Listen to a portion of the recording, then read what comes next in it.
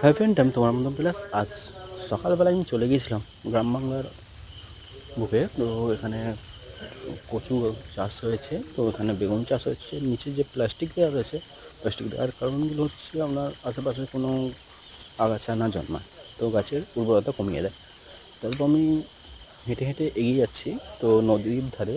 তো এটা দেখতে পাচ্ছেন, এটা পুরোটা আপনার চাষবাস হয় না, এখান থেকে জল নদী থেকে তুলে জমিতে সরবরাহ করে। আর এটা সেই মোটর। তো কিছুদিন আগে নদীর জল খুব বাড়া ছিল, দামোদর নদের জল। তো এখন স্রোত বইছে, তবু